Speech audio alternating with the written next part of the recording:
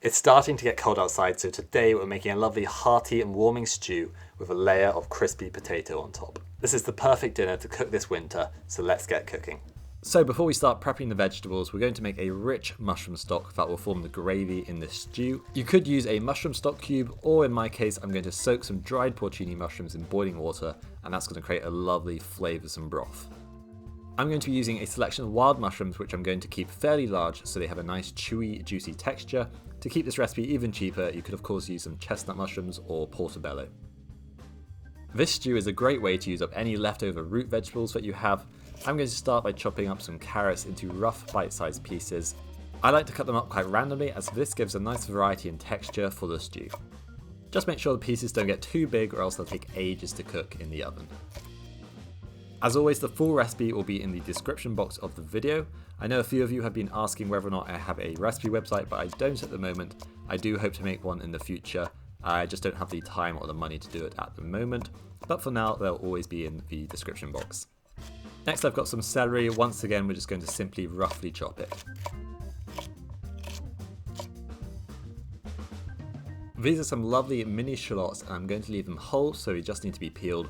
These will go beautifully soft and sweet as they slowly cook in the stew.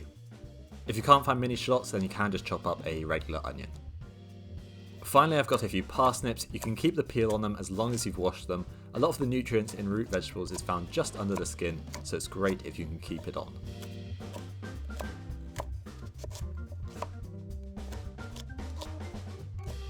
I'm then preparing some fresh herbs from my garden. I'm using some rosemary and thyme, which both go great with the rich flavours of this stew.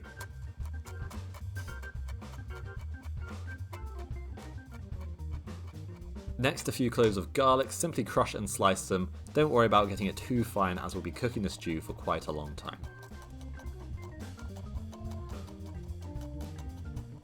Now that the mushrooms have been soaking for a while, we can remove them and finely chop them. Most of the flavour of them has been infused into the water to create a delicious, deep flavoured stock.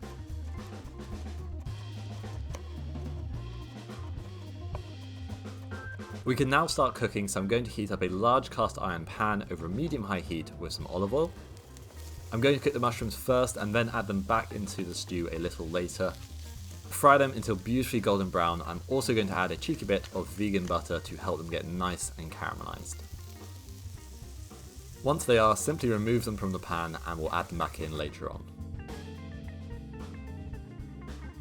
Get the pan back on the heat with another tablespoon of olive oil. The colour on the bottom of the pan is a good thing, as we'll be deglazing the pan with red wine later on. We'll now add in all of our root vegetables. Season well with salt and pepper, and we're going to fry them until they're starting to caramelise. We're also going to add in a couple of bay leaves here. Once the vegetables are starting to get a little colour on them, we can add in the chopped garlic and the chopped porcini mushrooms that we used to make the mushroom stock.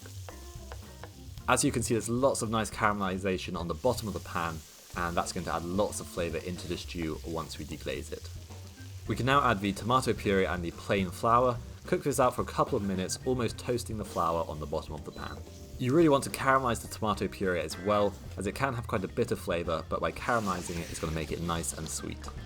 We can now deglaze the pan with red wine and give the bottom of the pan a good scraping to remove all that caramelised flavour and get it into the stew. Cook the wine out until it has almost a nice jammy texture, and then add in your mushroom stock, which will form a lovely rich gravy. To enhance the gravy's flavour, I'm also going to add a little balsamic vinegar for acidity and some dark soy sauce for the umami salty flavour. Next, I've got some chickpeas. You can add any type of beans, lentils, or even a fake meat if you like to. We'll now add back in the mushrooms that we fried earlier and season the stew to taste. Generally, I just add pepper at this point, as the soy sauce does contain quite a lot of salt. We're now going to simmer the stew for 15 minutes with the lid on until the gravy is lovely and thick and the vegetables are starting to soften. Once we've topped the stew with potatoes, we're going to be putting it in the oven for around 60 minutes, so don't worry if the vegetables aren't fully cooked at this point.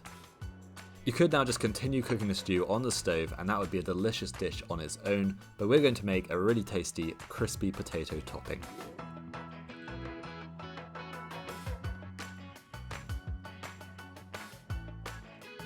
To do this, we're going to finely slice some Maris Piper potatoes, which is a really nice floury variety of potato.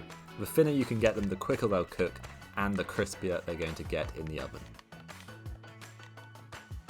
If using a mandolin, be extra careful and use a handguard or some gloves. Don't be silly like me and not use anything. You can also use a knife, just make sure it's very sharp so you can get really thin potato slices. Once your potatoes are all finely sliced, toss them in a bowl with some olive oil, salt and pepper. You could also add some chopped rosemary and thyme, or some grated garlic here would be nice as well. Then simply layer the potatoes over the stew in circles. You want at least 2 layers of potato.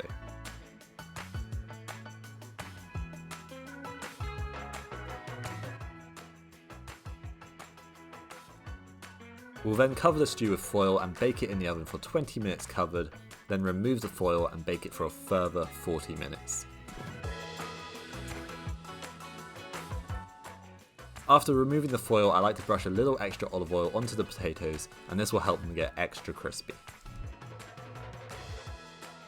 To make sure it's cooked at the end, just insert a knife to a few places and check that the potatoes and vegetables inside are nice and soft and the knife goes through them really easily. If they're not cooked, then just put it in the oven for another 10-15 minutes. You've now got a delicious warming and hearty stew, topped with crispy potato, and I'm just going to serve it up with some simple kale on the side. If you wanted to boost the protein in this dish, you could add some tofu, tempeh, some green lentils or some seitan, or you could add a fake meat like some fake chicken would be really nice.